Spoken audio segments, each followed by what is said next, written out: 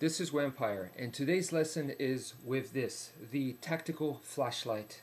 Okay, so recently I've noticed on YouTube there's a lot of people that love this kind of tactical gear. So the question is, how do you use it? Now the obvious thing is to hold it like this in the reverse grip and to come down with a hammer fist type strike, just like so, okay? Now you may even go this way, in this direction, like a stab this way using the butt end, alright? That's obvious. Now also holding it in the forward grip, this may not be the preferred. Takes place after this. Of course, the hammer fist grip, this being the best, just because you could also flash, right? So you could also have that into your disposal. But if you're holding it this way, okay, it's a little bit kind of difficult to access that button unless you have one where the switch is over here. But the so-called tactical flashlights, the button is supposed to be on the back end right here, right? So if you have it like this, it's not the preferred grip, and of course, obviously, the obvious is the stabbing straight in, and once again, you could use the butt for the hammer fist type strike. Okay, so real quick, I have an interesting story for you guys.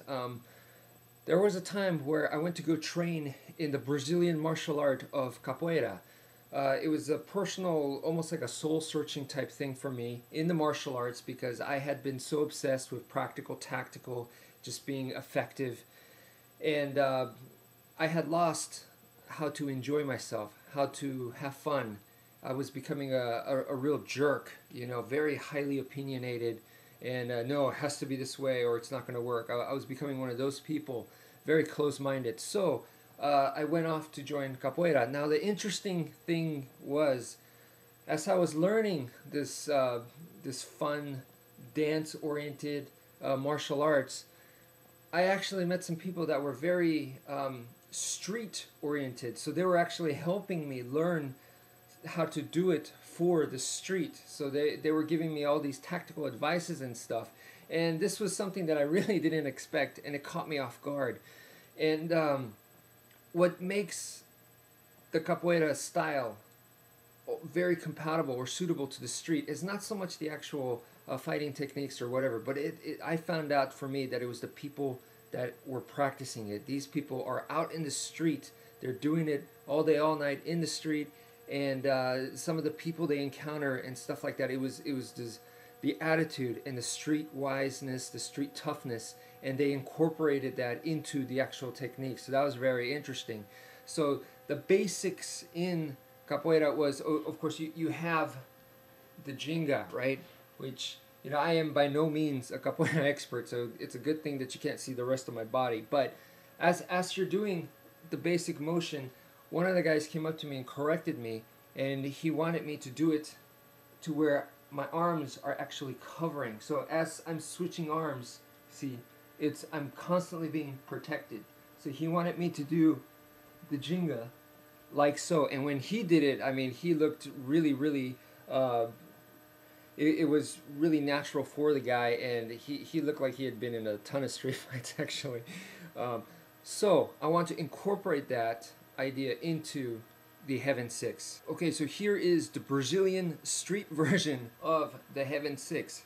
The idea is to have your arms always up here, okay, as you're doing it, to constantly have your arms shielding, protecting your face as much as possible without getting in the way of your vision. Okay, so I want you guys to practice 1, 2, 3, 1, 2, 3, 1, 2, 3, just like this, and try to stay covered as much as possible. Okay, so I'm still doing the Heaven 6 motion, okay, but you see how much my arms are now in the way, and now we got elbow entries, you know, we have this constant covering.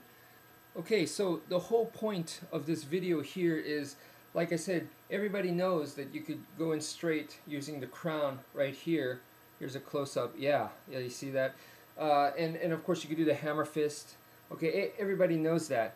If that's all you got, though, you're going to be very, very limited. And if you do have other ways of attacking with this thing, you're just going to be able to adapt better in a combat situation. Okay, you're not going to be limited to certain moves. All right, you're not going to feel like your brain is just stuck, and in the heat of the moment, it's going to allow for more flexibility, more options for you as it naturally goes. Of course, you want to stick with the basics as much as possible, but once again, if you ever feel stuck, right, your brain's going to freeze up, and that's going to make your body freeze up, and that's not what we want, okay? So it's definitely good to have this kind of being able to strike this way using the heaven 6 slashes coming in, just like this.